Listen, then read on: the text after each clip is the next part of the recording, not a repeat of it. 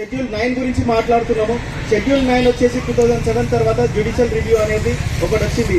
ఇన్ని రోజులు షెడ్యూల్ 9 అనేది మనకు ఒక షీల్డ్ లాగా ఉండే అనమాట.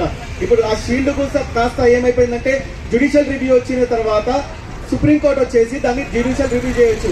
అంటే ఇప్పుడు ఏదైనా అగ్రవర్ణాల పార్టీ సెంట్రల్ గవర్నమెంట్ వచ్చిందనుకో, ఒకవేళ జ్యుడిషియల్ రివ్యూ కింద చేస్తే మళ్ళీ మనం జ్యుడిషియల్ రివ్యూ కోసం మనం పోరాటం చేసి దాంట్లో చేర్చుకున్న తర్వాత కూడా మళ్ళీ మన బీసీలకు అన్యాయం జరిగే అవకాశం ఉంది. కాబట్టి క్యాష్ వైజ్ సెన్సస్ చేసిన తర్వాత పార్లమెంట్ లో ఆమోదం చేసిన తర్వాత చేయాల్సిందిగా ఇక్కడ ఉన్న ముఖ్య వ్యక్తులందరికీ కూడా ఒకసారి ఒక చిన్న ఇంటిమేషన్ ఇస్తున్నాను. అదేవిధంగా మనము తెలంగాణ రాష్ట్రంలో చూసుకున్నట్టయితే జ్యుడిషియల్ లో చాలా అన్యాయం జరుగుతుంది. ఓబీసీ విద్యార్థులకు, ఓబీసీ న్యాయవాదులకు, junior civil judge, district judge ఎగ్జామినేషన్లు రాయడానికి వెళ్ళిన వాళ్లకు ఏం అన్యాయం జరుగుతుందంటే మార్క్స్ కట్ ఆఫ్ రిలాక్సేషన్ అనేది తీసేయడం జరిగింది.